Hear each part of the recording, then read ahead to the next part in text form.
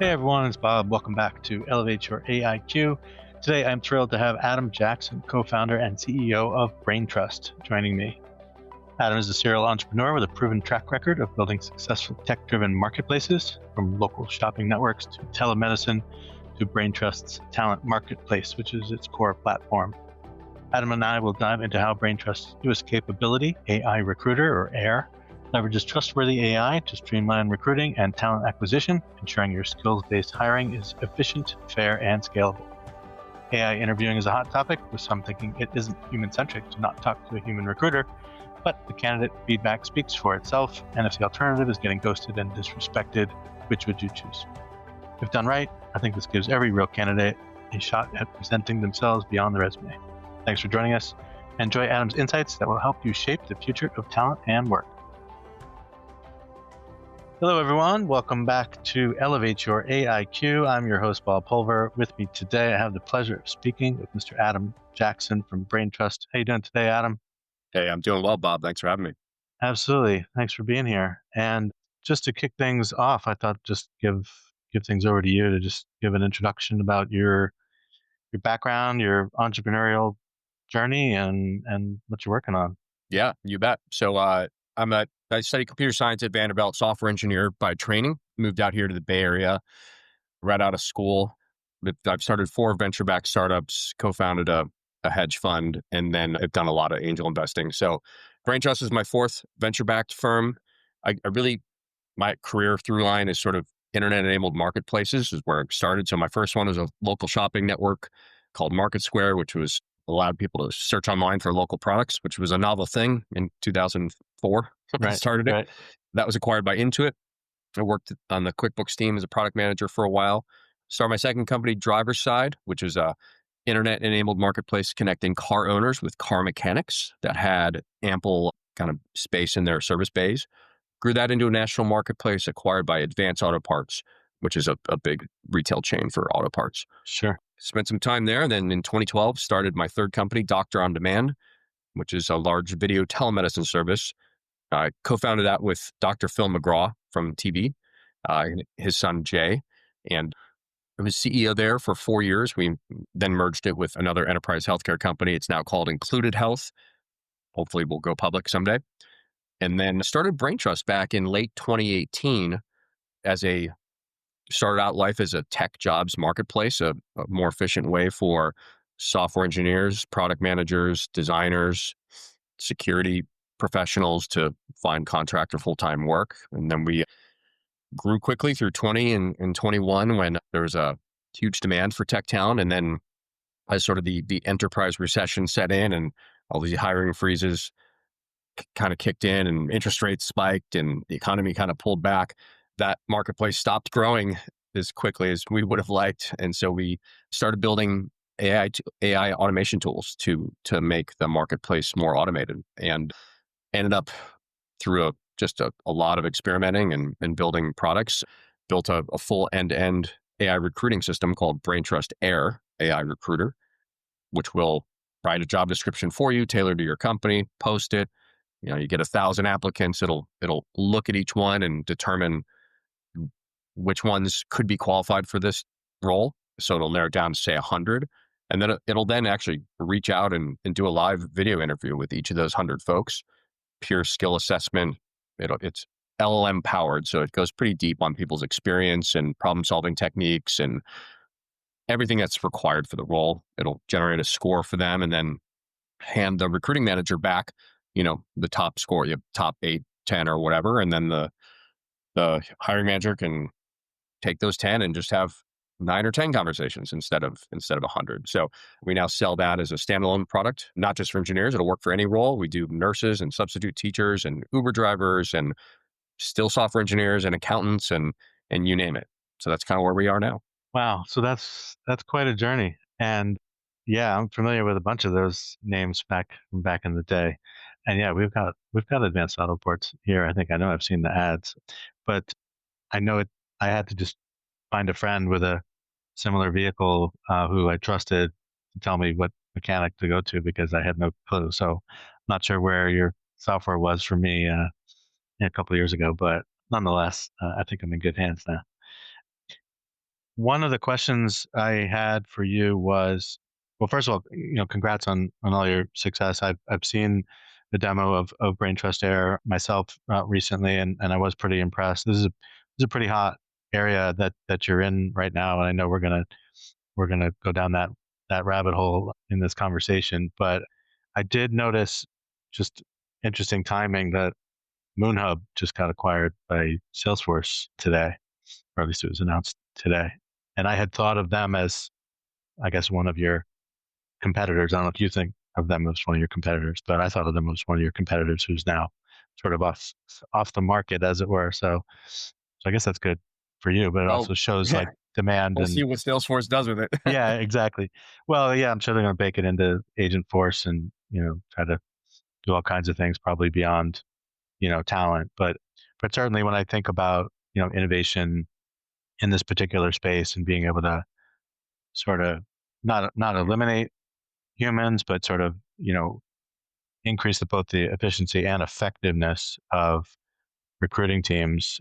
I just thought Brain Trust Air was pretty slick, and as long as you can sort of justify some of the scores and obviously leave the ultimate decision to those humans, then you're probably gonna be okay from an auditability standpoint. And I know you care deeply Yeah, about we that. we actually had a. If I can just divert for a second on that topic, Yeah. because that's we built the technology intrinsically to be unbiased. Like the whole goal is to see who's the best fit for the role from a skill and experience perspective.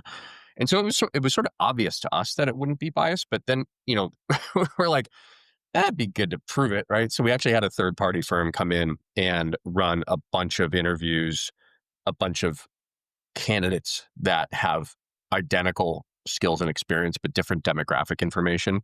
Now, we built the thing to ignore all demographic information other than location, if location's a requirement for the role, like if you need to be in a metro area. But we even ignore education, what school you went to. So if you went to like a historically black college or a college in India or something like that, that could influence a decision.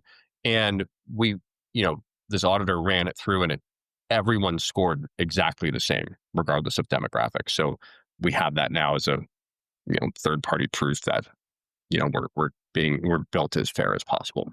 Yeah, that's great. I know there's a lot of vendors that are sort of struggling with that, or they just, maybe it's because of the training set that they used or what have you. Because you never know if there's going to be some indicators that you hadn't thought of, right? Maybe something wasn't as explicit in the CV or whatever it is, and there's something that maybe the algorithm picked up on that a human overlooked, and so that's why it's important to do that independent audit. So that's great. The One of the things that has come up a lot as it relates to these types of tools is just, I guess, people's comfort level with AI in general, and in particular where it, people assume that it's AI is basically judging it, evaluating it on its own merits and drawing a conclusion, from that, and maybe that's why they're getting rejected. Or, but even before you get to that point, there's a certain comfort level that some people have not achieved in terms of just having a conversation with an AI. And you and I talked about this earlier, where you know maybe they're comfortable with text, maybe not. Maybe they think it's spam. Maybe they're comfortable with having a conversation just on their computer, just like they would with any other sort of chatbot, last generation kind of chatbot, not knowing necessarily how helpful it's going to be, but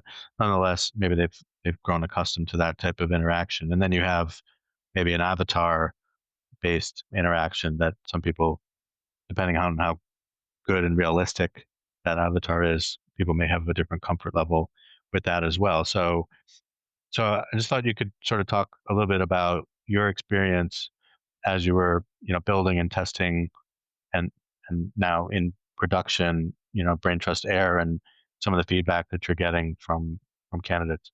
You hit on a bunch of interesting points there. When we were developing the interface for Air that would actually talk to the candidate. And we tested a bunch of different UIs, including an avatar. And I'll tell you, like, for as good as that technology gets, it's still not good enough. And it's just so distracting, right? People think they're like, wow, we're not trying to trick anyone, right? You're talking to an AI. We be upfront about that. But it was incredibly distracting to have an avatar pretending to be a person.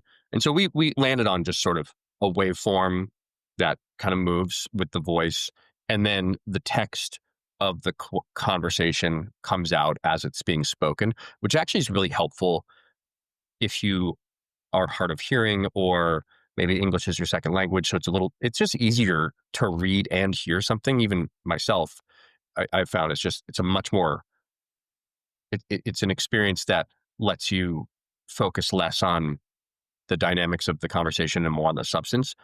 And then the other part we were worried about is, how will people just feel about talking to an AI instead of a human? And, we've had a lot of threads on LinkedIn go viral with people saying, I would never talk to an AI for a job. This is BS, that kind of stuff. And it's understandable resistance, but the data shows if you're looking for a job, you will talk to an AI. And then the post kind of CSAT customer satisfaction scores surveys we'd send out overwhelmingly, but surprised us. The feedback we got consistently in a statistically significant way is, one, I'm just glad I got the interview because I apply for jobs and never hear back. So it was great to get the interview. Second, I was actually more relaxed talking to AIR than I am with a person. It was like I knew I was talking to a computer and it asked me better follow-up questions. I felt more heard and I knew this thing was recording it as opposed to a human who might be tired, might be tuning out the conversation. And so it was really overwhelmingly positive feedback. And every category we enter, there's the same trepidation. Like tech people, you could understand, probably, if not comfortable, would prefer talking to an AI, Yeah. myself included. But then, we got into healthcare staffing and we're like, oh, well, nurses go for this. And we had to switch it to phone calls and texts instead of video because nurses are usually, they're taking a break from their shift to talk about, their next contract. And we just ran a large test with a healthcare staffing partner and it was overwhelmingly positive. You know, and you eliminate scheduling, right? Like scheduling is a big problem with interviewing because you have back and forth to find the time. Then the no-show rate is really high, which is a wasted time slot. And so when you have AIR doing it on demand, a nurse can do it at 2 a.m. on Saturday when she's got a break on her shift or whatever. And an Uber driver can do it at 7 a.m. on Sunday morning. And it's just, another unanticipated benefit was it just eliminated the scheduling hassle. Yeah, that was one of the areas where I first saw some pretty advanced solutions because there are some dedicated, there's a whole niche sort of category of talent acquisition technologies just doing scheduling. I know, your platform and a lot of others have built their own now or they've acquired some of that technology. But to me, that was almost low hanging fruit, right? This isn't I mean, even you and I scheduling a prep call to talk about this show, like, we don't have to play, email ping pong back and forth. Like, here's my calendar. You take your calendar. Let's match them up and let's find the time to talk. And so to me, that part was easy. And to hear people even complaining about that, like, what's the big deal? Like, you can't even give me 2 minutes to, schedule time. I'm like, how is that how does that, require a human being? Like you're going to hire somebody, a recruiting coordinator who's just going to do that all day. So that seemed like a no-brainer. Let's offload, that task. And then, as you're saying, like the comfort level may vary slightly, but I think that's just part of the normal technology adoption curve, and people are going to get more comfortable, especially when they see what that interaction is really like, as you were describing, and also the fact that they're going to get feedback, like constructive criticism when they're done, right? So not only did you not get ghosted, but you actually got to have that recruiter phone screen equivalent, conversation, and you got feedback from it. So those things, that's like, at least three things that you wouldn't have had otherwise, because the especially nowadays when the application volume is just through the roof. Right. Right. It's, we've had a lot of our early Braintrust Air clients almost describe Air as a spam filter for their ATS because, applicants now have these AI tools that can apply to 1,000 jobs a day for them. And that makes a recruiter's life so much more difficult, right? And you're just getting spammed with resumes that aren't a good fit. And so Air sifts through all of those automatically for you, so you don't even have to look at them, and just shows you the ones that, based on the skill set, are worth a conversation, and then does that first conversation. To be clear, like, the applicants still talk to a human, assuming they are qualified and get far enough through the process, right? Sure. It's not like, a client could choose, I guess, to let this thing make all the hiring decisions, but we haven't seen anybody do that yet. Right. Yeah, I wouldn't advise that. I wouldn't either. As a human-centric advocate and a potential auditor, I would not recommend that. I mean, I still, we use Braintrust Air for all our internal roles here, obviously. And by the time, and I still talk to almost every one of our hires live before making the offer, just because I want a sanity check here. Is this person going to be a good cultural fit here? Do they have the right work ethic we're looking for? Are they going to be happy and thrive here? I don't think an AI can assess that. If one claimed to, I wouldn't trust it. Like, I still need to talk to everybody before, as a final important step. Right now, Air is doing the equivalent of that first sort of vetting call, that recruiter phone screen. Is this person, qualified enough to move forward? But could it also be used as a real interview for a longer, more in-depth conversation, or you just you haven't gone there yet? Well, I mean, the first screen could be a long conversation. I mean, I'll give you an example. We hire. Hey, this is William Tinka. Listen, we did a series for iSolved called Heroes of HR, where we talk to HR practitioners. And these are just your run-of-the-mill, everyday, slogging it out, 300 employees in Cedar Rapids, HR pros. Mostly it's centered around iSolved and what they do with iSolved, but also they talk a lot about kind of the day-to-day rigor of HR. If you're curious about that, search for Heroes of HR wherever you get your podcasts. Thank you. Engineers here routinely, and what we're looking for nowadays is what I call AI native people. So not just engineers, everybody, but engineering is an easy example. So AI native engineer means you've sort of mastered the the AI tools that generate code, generate test cases, unit tests, can deploy automatically, all the things that are laborious about building software. Even design now, you can use prompts to build beautiful visual designs. So we want people who are steeped in those tools and have really embraced them. And so we just did this a couple weeks ago, posted a job for a full stack AI native engineer on Braintrust. And the qualifying questions, I just asked 3 qualifying questions. 1, have you used these tools like Cursor, et cetera, before, and how? And 2, have you used, does AI design tools, and how much time have they saved you? Give us some examples. And 3, here's the weird one. The third question is, if we were to give you a spec for a medium complexity web app that's like an admin app for a complex, web system, and we gave you a full spec and the designs, how long would it take you to build from scratch, new code base? Right. Now, that's the most vague question you could ask a developer. And so, but it's a real Rorschach test about, the person's sort of mentality around generating software. And so we got this interesting, again, statistically significant data set, hundreds of people applied for this role. About 60% of them gave the kind of the standard answer of 4 to 6 weeks, which is sort of what, a 2021 engineer would say. The SaaS answer? The SaaS answer, exactly. And then the rest of them, a large portion, but still the minority, said somewhere between 2 and 5 days. Now, that is the right answer. And we know that because we've done it internally. And I'm a software engineer myself. I use these tools. Like, I know what the state-of-the-art cutting edge is. And so we only had Air talk to the 40% that answered, several days. And then we gave them a paid test project. Okay, here's the spec. when you hit go on this form, it's going to start a 72-hour clock. Get through as much of the spec as you can in 72 hours using whatever tools you want. And we're going to grade you on code quality and percent complete of the spec. And, we had 7 or 8 people run through it. And again, we're paying them for their time. And, I think 5 of the 7 came back with, really good quality code. And some of them went above and beyond and built features that weren't even in the spec that they thought would be interesting because they had more time to spare on the set. But so, it's AIR combined with sort of an innovative test project like that. We're able to sift through, almost 1,000 applicants and just find like the very best people who would be a good fit for us.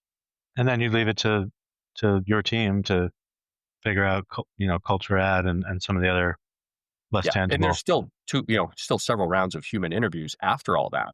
Okay. But we don't start taking human time until we know this person has the capability. Right. Well, and you're starting with, so if you look across, tool set, skill set, mindset, you're starting with mindset, right? Like, how is this person approaching a problem, which is a key, hopefully, human sort of trait, right? What's your critical thinking and problem solving, things like that. And how are you going to approach this? I mean, you probably had a bunch of AI stuff in the job description, so they should have already been thinking past a more, weird to say traditional, but like you said, just a couple of years ago, like that's even under agile methodology, you're still looking at, certain, several months of time back and forth with the PM and others. And so you don't even care, but just on the other sort of aspects of what you're looking for, you don't even necessarily care if they know your own tech stack, or you get to that later. Well, we'll tell them which tech stack to use, and then they'll self-select out. If they won't bother with it if they're not comfortable. But the test project and the combination of the AIR interview plus the test project eliminates all risk that they're not going to be able to technically do the job here. And then the conversation is around culture fit, work ethic, motivation. Are they a good fit for us culturally? That's where we pick it up with the humans. Right. But you could technically, so I know, like your scenario, you started with all these applicants that you needed to sort of dwindle down, but technically you could do outbound sourcing and pull those people in, meaning you don't need to necessarily start with a resume. Oh, for sure. Yeah.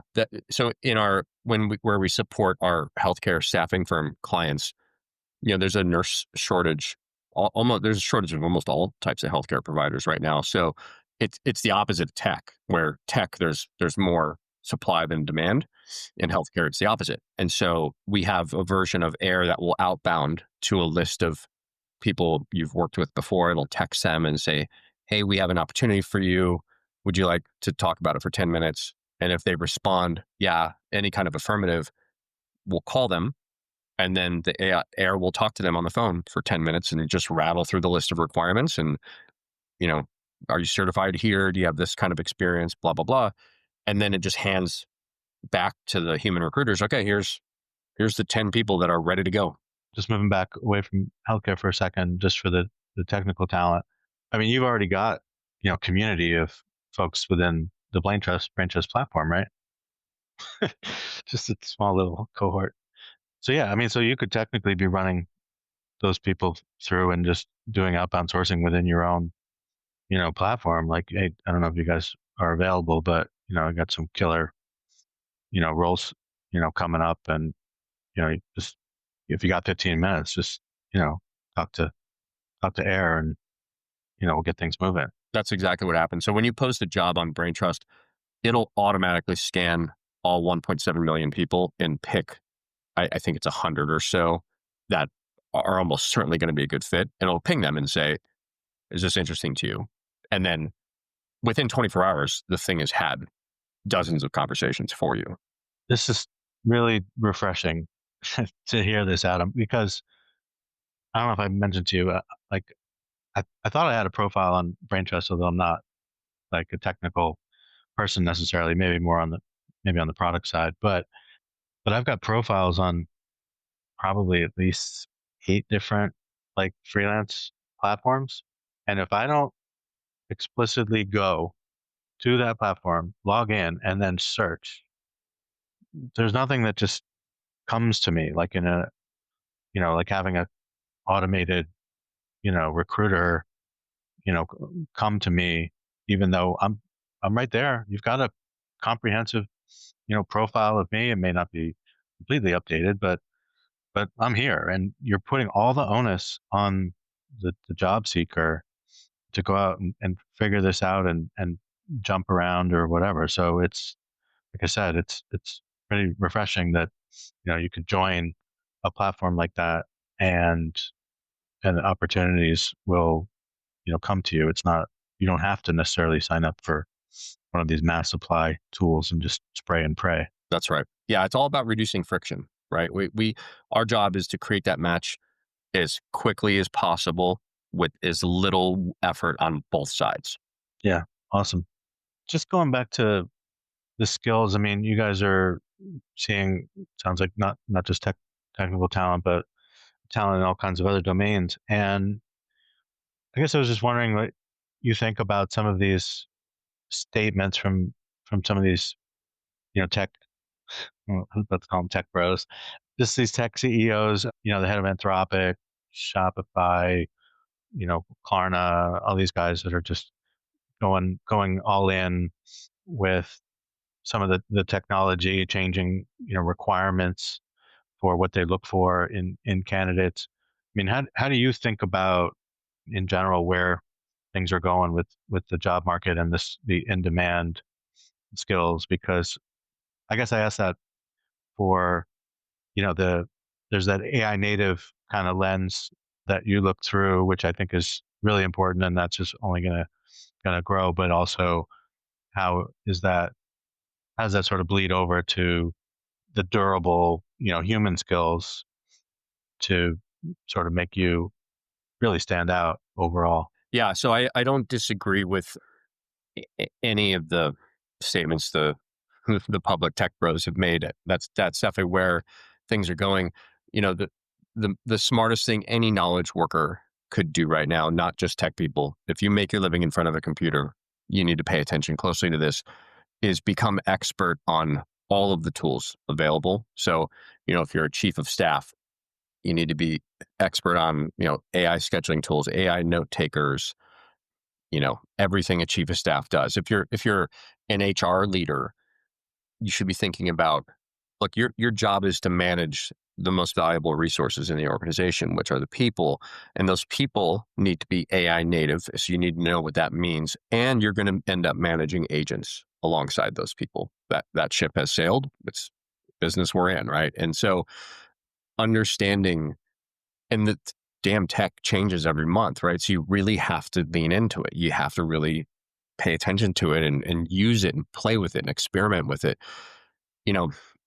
I heard on podcast the other day, like, I think it was the All In podcast, where it was like, AIs aren't going to manage people. People can manage AIs, right? And like, that's dumb. The AIs can manage quite well. I mean, I'm the head of product at our company, but our real head of product is an AI agent I built that tracks all of the things we're building through Jira and Confluence and all the other tools, and reports on where things are in the pipeline, and cuts down a lot of the noise and really manages the entire pipeline end to end. That's an agent that sort of manages humans, and then obviously vice versa. So we're in a dynamic point in history right now.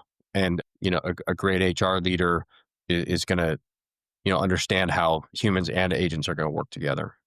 Yeah, no, I like how you were describing that, because I think you've got to play it out depending on your scenario, that the domain knowledge that you need, the data access that you need to pull it all together. I mean, the chief of staff example I think is a good one. I actually built a chief of staff agent over the weekend in Lovable, just to see what it would look like, and I could not believe how well it constructed. I mean, even the visuals were fantastic. I mean, I didn't have to wireframe it, and storyboard it, board it, and sit in a design thinking exercise. It like anticipated what I was going to ask for in subsequent prompts. So I was really quite impressed. But I also have, I've played that role. I know how complicated it is, and you're juggling a lot. And like it was, if AI agents can do some of the cat herding, you'd be much more effective as a chief of staff, and you'll learn a ton about where some of the previous bottlenecks were, so that you can run a tighter ship and look better, obviously, for whoever it is you're supporting. So I think the humans plus AI future isn't going to look exactly the same at every company and every department, and so you've got to have that flexibility and understand. I don't know about you, but I don't know very many people that are hopeful about the world of work.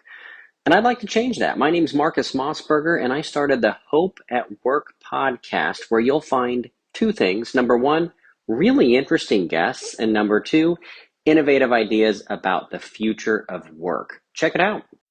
What type of labor, let's call it, is best suited for a particular task or for a particular domain? That's right. Yeah. And I mean, an easy way to distill it is like, if it's repetitive and relatively deterministic and AI should and will do it better.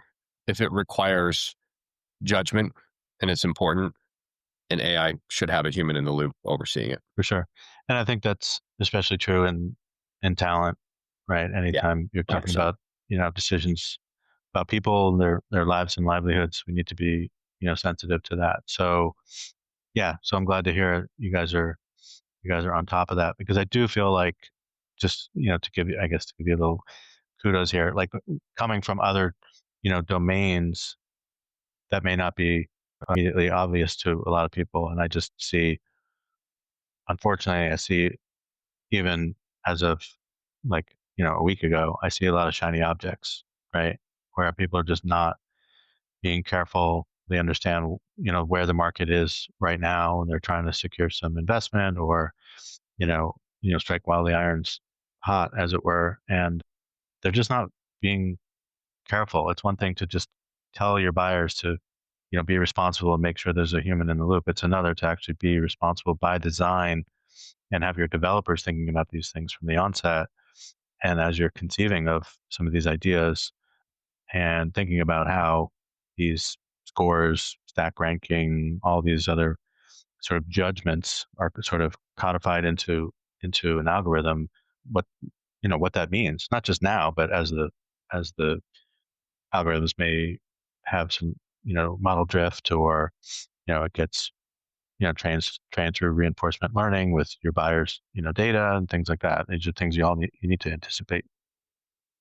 So as you talk to your clients, I mean, how ready are they for AI? I mean, a lot of your clients, or do they know they want to go all in, and they know what they're looking for, or do you have to convince them that their teams can be comfortable, taking on, or offloading some of these tasks? Because I know there's apprehension. We talk about apprehension on the candidates interacting with AI, but even people within an organization are often uncomfortable with the way in which, or the speed at which, they're asked to use AI.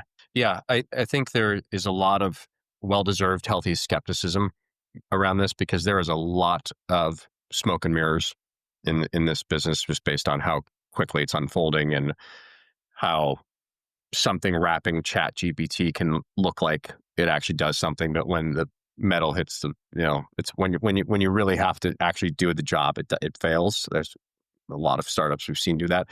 So the skepticism is well deserved. I mean, one of the ways we just signed a contract with a very, very large staffing firm that found us. They inbounded to us, and they said, our job is to go find the best AI-powered recruiter that's real, that isn't vaporware. And based on our research, we think that's Braintrust Air. Can we do a pilot? We did a ton of pilots, and then we finally signed them. So due diligence is still really important in this space. And I think that's where a lot of fear, understandably, comes from the enterprise, is like, what if we put in one of these tools and it doesn't work the way they claimed it should, and now I look stupid. And so there's that fear. And then there's the pressure from the top, the boards and the CEOs saying, do AI. We got to do AI this year. And that Everybody's creates doing it. Everybody's doing it. And that creates a kind of a scary environment. And our job is to go in and de-risk this for folks. And Yeah. we do a free pilot for you and prove it works alongside your existing process. And then you can take talented people that were spending time on things that the AI is doing and redeploy them to more valuable tasks. Nice. Yeah, I think the trust takes on sort of another level of meaning these days, just because of, well, I suppose the Workday case is essential class action, or whatever they call it, collective action suit, is getting a lot of attention. But I think overall, whether it's complying with existing legislation or trying to anticipate new legislation, those are all important things. But within the ecosystem of talent and technology, of which that ecosystem is significant, at least for now. I mean, it seems like it's a differentiator to be and be able to prove that you're trustworthy, right? That's right. You shouldn't have to trust any of these tools. You should be able to run them alongside your current process for a clean A/B test and prove in a controlled environment that this really is. It should be doing as good or better quality work much, much, much faster at higher scale and throughput, right? And so that's with AIR, we prove those three things in any test environment the client wants, and then the results are indisputable, and you can decide how and if to move forward. Yep. Just going back to the interaction with the candidate, you mentioned something in your video, your demo video, about like the feedback that goes to the candidate. The things related to not just what they say, but how they say it, and maybe how they're communicating. Does it have the ability to recognize, like, if someone, I don't want to go too deep on this, but I'm just thinking about, like, some people are just really not good at, even if they're fine with the fact that they know it's an AI and whatever, even if it was a human, they may not be great at, like, maintaining eye contact and things like that. Does it sort of provide that as just as sort of anecdotal, I know it's not always easy, sometimes it's a little awkward, but it can give a better impression? Or does it try to be sort of subtle about some of these, like, nonverbal kinds of communication, or does it focus more on, like, the content of their answers? Yeah, so that's a great question. It probably could do what you're describing. We specifically program it not to. This is a skill assessment platform, right? Yeah. It's not here to pass judgment on your appearance or your eye contact or any of that stuff. Like, even though those things may matter, like if you hire an interview coach, he or she may give you that feedback. That's not what we do, though. What we do, AIR is specifically designed to assess your skills and experience as they relate to being proficient at the requirements for this job. That's it. And it's a heavy lift, but we stay in that lane and then let the clients, human recruiters, do anything else they want. So in that regard, do your clients have the ability to tweak some of the weights of, within the algorithm, or do they, like, calibrate it and stuff? Yeah, definitely. Only still within the domain of skill assessment, right? Yeah. But yeah, it's completely configurable to, like, these are three things that we want you to spend 90% of the conversation figuring out if they can do this or not, and then underweight the questions 4 or 5. So they can set the questions, they can set the weights, they can even limit how much time the AI will spend. Like, don't talk about this for more than 4 minutes, right? If regardless of the conclusion you've come to, move on after. So it's very configurable. No, that's really helpful. I think, like we were talking about earlier, I think people are going to get more and more comfortable with it, because the alternative just doesn't make any sense, right? I know. And then on the recruiting side of this, I know people want to say that, look, I'm building relationships, I'm providing this human touch or whatever. But I think people need to just be a little bit more objective and put yourself in the candidate's shoes, right? Like, you know, you're basically asking me, do I want to continue to get ghosted, or do I want an opportunity, right?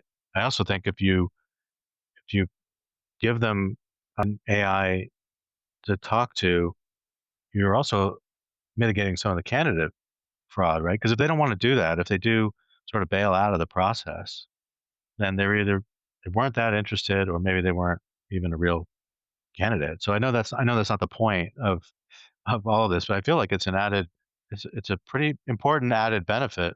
Oh yeah, it goes back to that feedback we unexpectedly got, which is you guys are a spam filter for my ATS.